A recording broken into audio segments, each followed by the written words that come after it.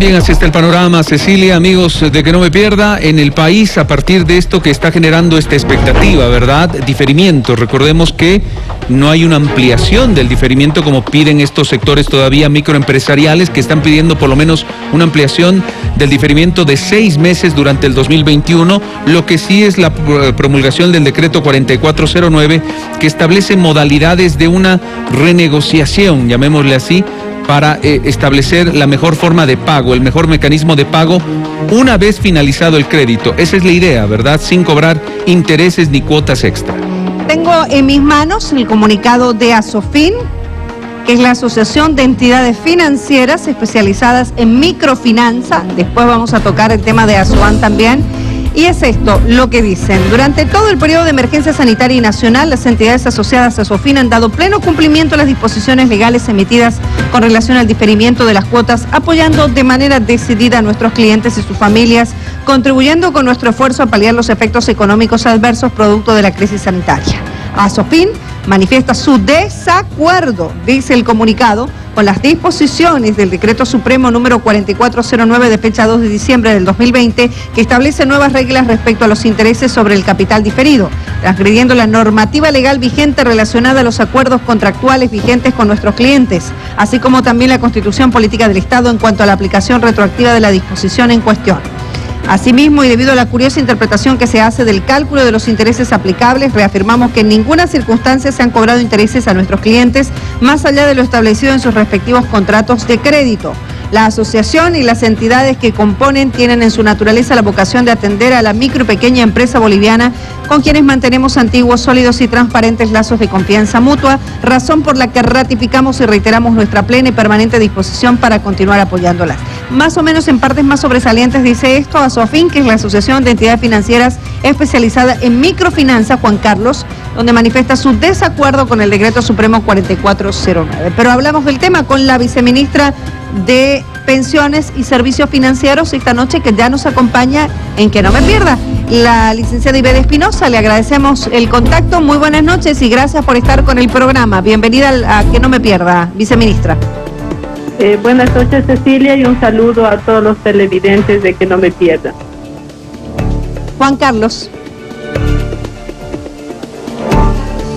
Bien, viceministra, ¿cómo le va? Buenas noches, bienvenida al programa. A ver, me imagino que ustedes tienen ya amplio conocimiento de los pronunciamientos, tanto de ASOBAN como de ASOFIN. Acaba de leer Cecilia el comunicado oficial de esta última institución, rechazando esta determinación porque consideran, uno, anticonstitucional, inconstitucional, y dos, que está aplicando una retroactividad que está fuera de la norma. ¿Qué dice usted, viceministra, al respecto?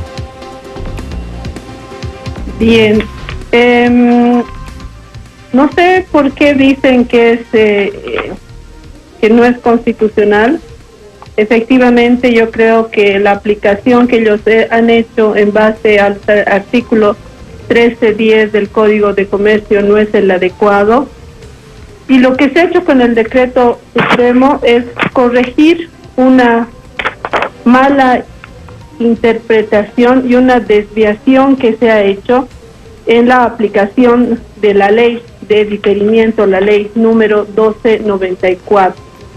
Por tanto, hay que tener en cuenta que en temas de ley la prelación que se tiene y lo que se debe aplicar a un sistema financiero es la ley específica, que en este caso sería la ley 1294, y por tanto no corresponde las aseveraciones que se hacen, ¿verdad? Además, hay que considerar que ya con la ley de servicios financieros no es pues como antes con la ley de bancos, en la cual obviamente ninguna autoridad podía intervenir entre las condiciones que se establecían en un contrato, que muchas veces podían ser condiciones abusivas y que iban en contra de los derechos de los prestatarios. Desde que se establece la ley de servicios financieros, pues hay una autoridad que además de supervisar y controlar por la solvencia del sistema financiero, también debe velar porque los derechos del consumidor financiero no sean vulnerados. En este sentido, el hecho de que hayan aplicado ellos el Código de Comercio para cobrar un interés adicional sobre el capital que había sido diferido no corresponde, porque la ley establece que tanto las cuotas que se han diferido durante marzo a diciembre, que son estos 9 meses, deberían ser después del plazo que se ha establecido, cobrados sin ningún tipo de cobro adicional. Entonces, el haber cobrado y el haber estado registrando en una cuenta para cobro, lo que hacen estos intereses adicionales no corresponde, ¿verdad? No corresponde.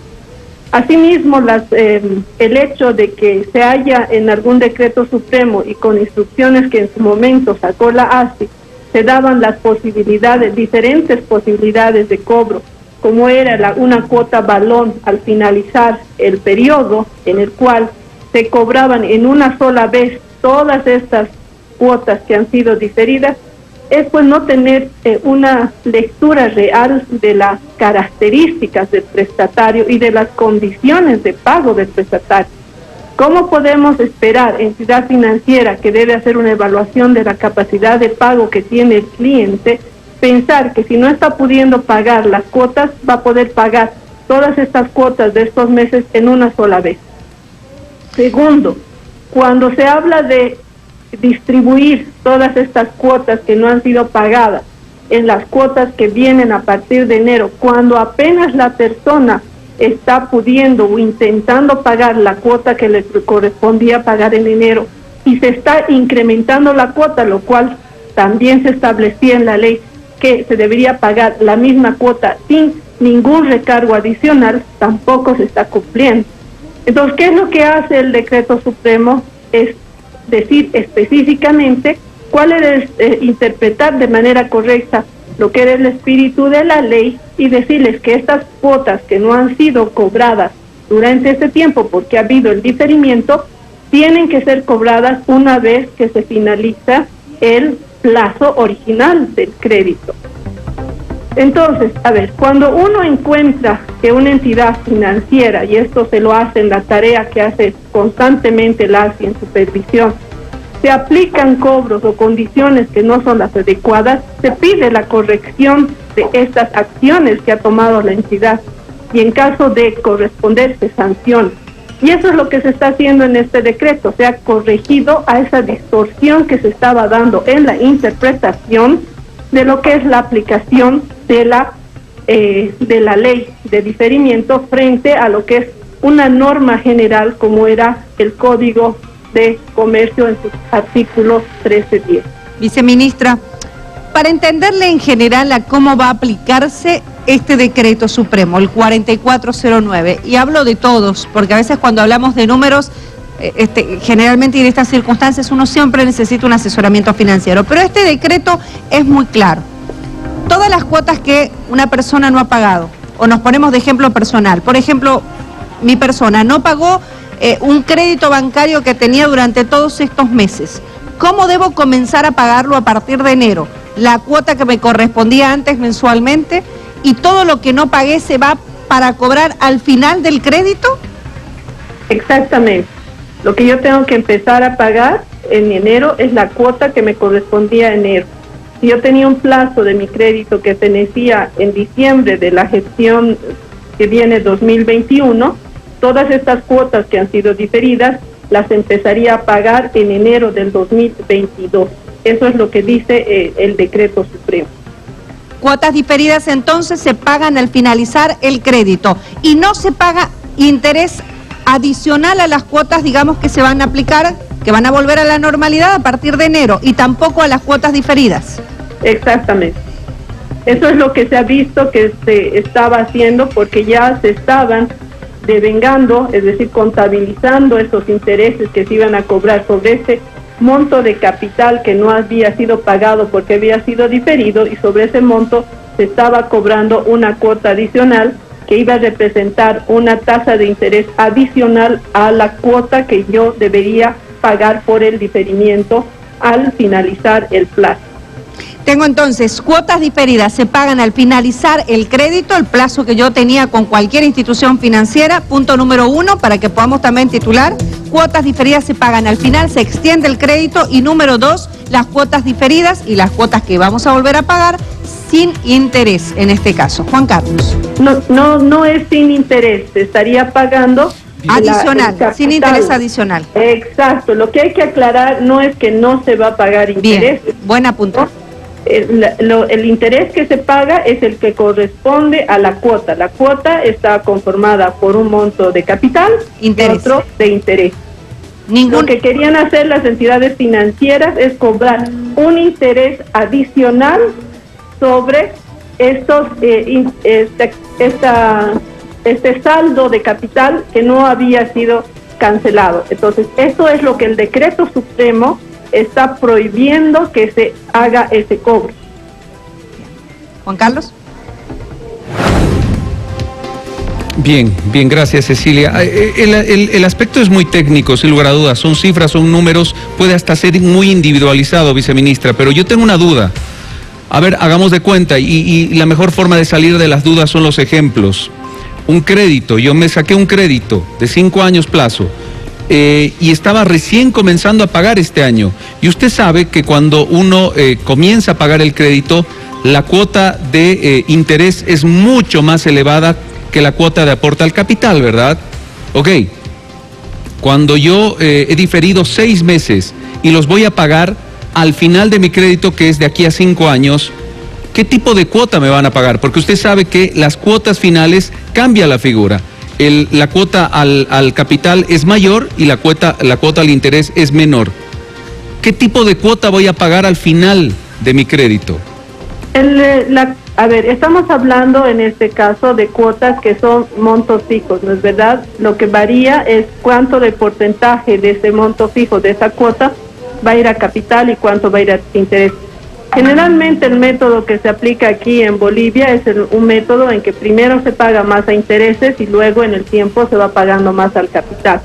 Entonces, independientemente de eso, el recálculo que van a hacer, cuánto va a ir a capital y cuánto va a ir a intereses en función de lo que vaya disminuyendo el capital, el saldo de capital en el pago del crédito, la cuota no debería modificarse. Sí, lo que sí se va a modificar va a ser el porcentaje de cuánto va a ir a capital y cuánto va a ir a interés, ¿no? Entonces es un cálculo que van a hacer las entidades financieras. Aquí lo importante es que mi cuota fija no debería ser modificada y no debería cambiarse, no me deberían cobrar intereses adicionales por este tiempo en el que se ha aplicado el diferimiento. Bien, en este sentido, viceministra, Asoban también se ha pronunciado al respecto y aseguran, y esto quiero que nos aclare, por favor, que el próximo año, a partir de enero, ¿va a haber una especie de renegociación a partir de la normativa aprobada entre el prestatario y la entidad financiera? ¿Una especie de nuevamente renegociar el tipo de crédito, las cuotas y todo aquello? Adicionalmente a lo que se aplica en el hecho de que todas las cuotas diferidas vayan al final del plazo del crédito, también se ha establecido la posibilidad de que haya un refinanciamiento. ¿Qué es el refinanciamiento? De que yo pueda acceder a un monto adicional del monto que tengo, porque claro, si yo quiero reactivar mi empresa, si yo quiero reactivar la actividad que realizo, necesito inyectar nuevos recursos. Entonces, para eso se está dando la posibilidad de que además de que yo pueda diferir, pueda reprogramar, también se pueda hacer un refinanciamiento para que con esa inyección nueva que yo tenga de recursos, de préstamos, para la actividad que yo estoy realizando, pueda generar ingresos adicionales que me permitan pagar adecuadamente mi préstamo, ¿no? Y en ese aspecto lo que se establece también es que las entidades financieras no solamente evalúen la capacidad de pago presente o pasada, sino los ingresos futuros, la caja o el flujo que puedo tener en el futuro con esa inyección de capital, cosa que en estos momentos no son muy pocas las entidades que realizan esa evaluación en base a los ingresos futuros que se pueda tener del proyecto que yo estoy teniendo y por el préstamo que yo estoy obteniendo. Entonces esa también es una posibilidad que se le está incorporando en la entidad en el decreto supremo. Asimismo, estamos conscientes de que puede ser que muchas personas, viceministra, por sin embargo, el efecto que ha habido si me en el permite, COVID, para aclarar este punto, viceministra, por favor. ¿Este refinanciamiento es obligatorio? ¿Es obligatorio o es opcional, tanto para la entidad financiera como para el prestatario? No es obligatorio, es una posibilidad que se da en base a las necesidades que tiene el cliente. Lo que hay que entender aquí es que no, la única obligación y lo que se está en este reglamento, en este decreto estableciendo es que no se pueden cobrar tasas de interés adicional, que la única forma de pago de las cuotas que han sido diferidas es al final, pero estos aspectos de refinanciamiento, por ejemplo, ya es en función a la necesidad que tiene cada prestatario, a la negociación que pueda tener con la entidad financiera, a las características que tiene cada cliente, y en función a eso, porque lo que tiene que hacer una entidad financiera responsable es evaluar cuál es mi capacidad de pago, y en base a esa capacidad de pago, elaborar un cronograma que se adecue a esa mi capacidad de pago. Por eso les decía que además del refinanciamiento, que cubre nuevas necesidades que yo tengo, porque si yo soy una persona que me dedico a fabricar zapatos y no tengo un nuevo préstamo o nuevos recursos para comprar materia prima, no voy a poder elaborar esos zapatos para generar ingresos que me permitan pagar el préstamo que he obtenido. Además, puede ser que en enero, por la situación, por las limitaciones que hemos tenido en la economía, yo no esté generando la misma cantidad de ingresos que generaba para cumplir con mis obligaciones crediticias. Entonces, ahí inclusive, como hemos identificado que más del 50% de los créditos o personas con créditos que han accedido al diferimiento están dentro del tipo de crédito de microcrédito y pyme y tienen un plazo residual de 2 años, se da la posibilidad de que inclusive esa reprogramación considere el ampliar el plazo de pago del crédito hasta 5 años. Con eso, al aumentar el plazo, yo disminuyo el monto de la cuota que me correspondería pagar. Pero obviamente eso no se va a aplicar a todos en general. Se tiene que hacer un análisis y una evaluación de la capacidad de pago que tiene cada uno de los clientes, cada uno de los prestatarios. Viceministra, hay muchísimas consultas. Una de ellas pregunta el tema de los seguros, y creo que es bueno también allí aclarar los seguros que van casados de las manos de los créditos. Por ejemplo, si tengo un crédito de vivienda, ¿no? Me diferirán el capital y el interés. O sea, voy a pagar el interés que le correspondía a la cuota y tengo que pagar mi capital. Pero ¿qué ocurre con los seguros que en este momento, y desde hace varios años, son de carácter obligatorio? ¿Se difieren? ¿Qué pasa con esto? ¿Esto hace aumentar las cuotas, el importe de las cuotas, viceministra? A ver, hay que diferenciar que la cuota que yo tengo que amortizar está conformada con capital y interés. El tema del seguro es un pago que se debe realizar a posterior. Y en muchos casos se ha logrado, digamos, que las entidades, en base a los seguros que han obtenido, también durante este tiempo no se pague el tema del seguro. Pero a partir de enero sí debería ya pagarse el seguro para no estar descoberturado, ¿no es verdad? Entonces, cuando uno va a pagar, eso está claramente en la boleta y nos dicen cuánto estamos pagando a capital, cuánto estamos pagando en intereses y cuánto estamos pagando por nuestra prima o por el monto que estamos asegurando, seguro que nos corresponde, ¿no es verdad? Entonces, esos son aspectos que sí se deben considerar y tienen que pagarse, porque obviamente si uno no paga, el tema del seguro está descoberturado y ante algún incidente no tendríamos el respaldo de un seguro para cubrir, digamos, en el caso de un crédito de vivienda, si ocurre algo con la casa, es un matrimonio y ocurre algo con una de las parejas, fallece, por ejemplo, y no está coberturado, no va a poder cubrir el seguro el 50% del crédito y solamente quedar el restante 50% para que la pareja vida pueda pagar.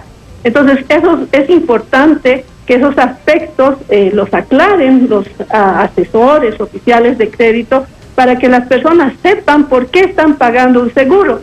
Y eso es importante que se haga y que se aclare caso por caso cuando la persona vaya a querer o reprogramar o refinanciar, porque lo que se quiere es que ya las personas, una vez que se ha emitido este decreto supremo, vayan a su entidad financiera y la entidad financiera le dé la mejor solución que se adecue a la capacidad de pago que tiene y evitar que en enero, cuando tengan que pagar, no pueda cumplir con su obligación y entre en mora. Viceministra, sin embargo, esto podría modificar la cuota mensual, porque las empresas de seguro van a cobrar efectivamente el seguro quizás que no han cobrado durante todo este tiempo, y esto podría hacer modificar o las cuotas de los seguros, lo que se cobra también mensualmente en cada una de las cuotas bancarias, no deberían modificarse también. Los seguros deben adecuarse a esto también. La verdad es que no deberían modificarse, pero eso hay que ver caso por caso en los contratos cómo se han establecido el pago de los seguros, ¿no? Bien, entonces esto lo definirán las entidades financieras. Todavía esto tiene que verse en el contrato en el que uno ha firmado. Juan Carlos. Bien, viceministra, para ir finalizando, agradeciéndole como siempre la gentileza. A ver, dos puntualizaciones de mi parte. La primera, ¿va a haber alguna reunión? Hemos escuchado y ahí hemos visto las observaciones que tienen Asoban, Asofin. ¿Los van a convocar para juntarse, explicar y llegar a algún consenso? Porque ellos, como hemos visto en sus comunicados, están molestos y dicen que no pueden, califican de inconstitucional esto y que pues no transgrede esto muchas normativas para su aplicación. Y punto número 2, hemos escuchado también a sectores de transporte, microempresariales, que una vez más insisten en que el próximo año no se pague, por lo menos durante 6 meses, se difiera 6 meses más el pago de sus créditos. En lo uno y en lo otro, ¿se va a poder atender o es un tema cerrado? A ver, nosotros siempre oímos y pensamos que deben darnos una justificación. Desde nuestro punto de vista no consideramos que lo que dice Asoban o Asofin sea correcto, porque si no, yo no entendería cómo cuando uno no aplica adecuadamente una norma, y eso lo hace constantemente la autoridad de supervisión del sistema financiero cuando entra de inspección y ve que ha habido alguna aplicación incorrecta, se hace corregir. Y eso es lo que se está haciendo con el decreto supremo. Se está corrigiendo algo que no se adecuaba a lo que decía la ley. Por tanto, ahí no hay un tema de inconstitucionalidad, no hay un tema de retroactividad, no hay un tema de que se está atentando contra el tema, la seguridad jurídica. Porque hay que tener en cuenta además que desde que se ha emitido la ley de servicios financieros, es un servicio el que brindan las entidades y por tanto no es solo un contrato entre partes en el cual la entidad financiera puede vulnerar los derechos de los consumidores sin que la autoridad deba corregir. Entonces, siempre que se va a una entidad financiera y se encuentra pues vulneraciones, se hace corregir y si se tiene que sancionar, se sanciona. Por tanto, este decreto lo que ha hecho es corregir un cobro que no correspondía que se haga por este periodo de diferimiento que ha existido.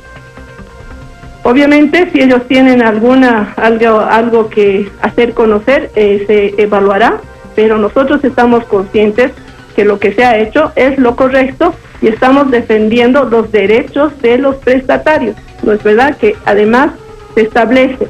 Y un tema más, o sea, no es un tema, el concepto de ayudar y colaborar en esta situación que estamos atravesando todos tiene que ser realmente sincera y tiene que ser un apoyo sincero. Y consideramos que en esto no solamente estamos coadyuvando al prestatario, que ese es nuestro objetivo principal, sino a las mismas entidades, porque si las entidades no toman en cuenta las condiciones que tiene el prestatario y solamente piensan en generar utilidades, lo único que nos va a llevar a esto es que las personas no puedan pagar y entren en mora. Entonces creo que hay que considerar este aspecto y considerar que el tema del cobro no es pues solamente un proceso más dentro de lo que es el proceso de otorgación de préstamo.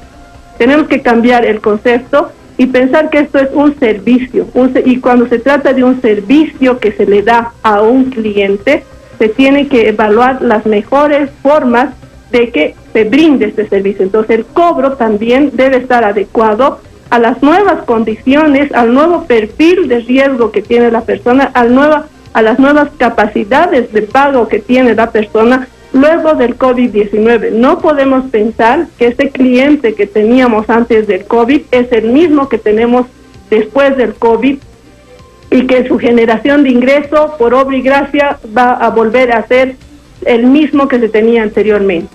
En el caso del diferimiento adicional, precisamente nosotros, conscientes de que se tiene que mantener la solvencia del sistema financiero, hemos dicho que ya no es posible diferir 6 meses más, porque tenemos que pensar que obviamente las entidades tienen que recibir ingresos para seguir colocando, para seguir trabajando y para seguir funcionando, y también pues para devolver los préstamos a las personas que dejan devolver los ahorros a las personas que dejan sus ahorros en las entidades financieras.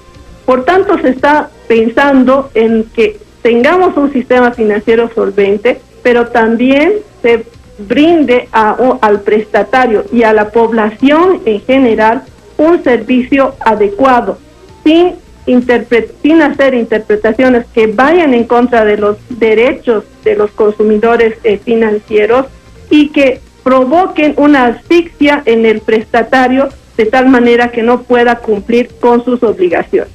Viceministra, tengo una consulta que ha sido muy recurrente también esta noche y usted nos va a poder ayudar a aclarar las dudas. ¿Qué pasa con las tarjetas de crédito?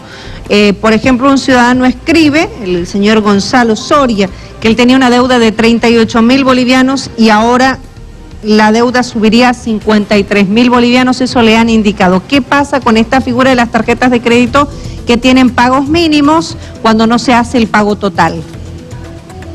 A ver, en la tarjeta de crédito hay que interpretar que puede ser utilizada como un instrumento de pago, es decir, yo puedo utilizar en el mes hasta que es el cierre que se hace de la tarjeta y pagar la totalidad, y por tanto no es un préstamo, ¿no es verdad? Entonces ahí utilizo como un medio de pago, ¿no? Que me dan sí un tiempo para repagar y para utilizar ese dinero, pero que no me afecta, digamos, como un crédito que está compuesto por un pago a capital y un interés. Cuando yo no pago todo lo que consumo en este determinado tiempo, ahí ya me están financiando la entidad financiera y ahí obviamente se genera lo que es una cuota de pago que está compuesta por capital e interés. Y generalmente la característica de un crédito de consumo es que la tasa de interés es alta, especialmente en una tarjeta de crédito, generalmente en el promedio de la tasa de interés que se cobra en el sistema financiero. No obstante eso, igual este tipo de créditos de las tarjetas han podido entrar también al diferimiento porque no había una diferenciación ni por tipo de crédito ni por monto, el hecho de que yo me pueda haber pedido este diferimiento. Entonces las cuotas que yo pagaba obviamente son muy pequeñitas y en el tiempo podría generarse pues que tenga que pagar en mayor tiempo o la tasa de interés pueda ser mayor, pero si es una cuota que se paga, en el caso que es una cuota fija, debería mantenerse la cuota fija. Ahora, ahí hay que tener cuidado en el consumo que se hace, ¿no? En una tarjeta de crédito, definitivamente la cuota puede variar en base al consumo que yo hago. Entonces, decir que me están cobrando más interés o yo estoy pagando más que no por lo que no correspondía no es real, porque habría que ver cuánto se ha consumido en la tarjeta y en base a eso, obviamente, va a ir cambiando la cuota porque no es una cuota fija, esto es una cuota variable en función a la utilización que se haga de la tarjeta de crédito. Entonces, son aspectos diferentes en el uso, lo cual no quita el hecho de que sí yo podía acogerme a tener una tarjeta de crédito al diferimiento. Y en el caso, por ejemplo, de que una persona no consuma más con la tarjeta de crédito y esté realizando este pago como un crédito de consumo, ¿las cuotas igual se difieren? ¿Se lo maneja igual que un crédito de consumo con capital e interés, viceministra? Exacto, porque si son cuotas fijas, igual todo lo que he diferido pasaría al final, ¿no es verdad? Pero ahí ya les digo, hay que tener mucho cuidado en el uso que se hace de la tarjeta, y generalmente las cuotas que se pagan en una tarjeta no son fijas, son variables dependiendo del uso que yo haga de la tarjeta. Exactamente. Muchísimas gracias, viceministra. Juan Carlos. Bien, bien. Una última consulta, discúlpeme, viceministra, para cerrar, agradeciéndole como siempre la gentileza, que tiene que ver con otra situación de características diferentes, pero que ha generado también repercusión en el país y expectativa. ¿Hay alguna definición, viceministra, todavía en el gobierno con relación a la devolución de los aportes a las AFPs? Aprovecho la oportunidad para consultarle si tienen conocimiento o alguna política al respecto de esto que se ha ido escuchando a lo largo de este año. Todavía no, estamos haciendo la evaluación respectiva para dar una respuesta y una posición al respecto.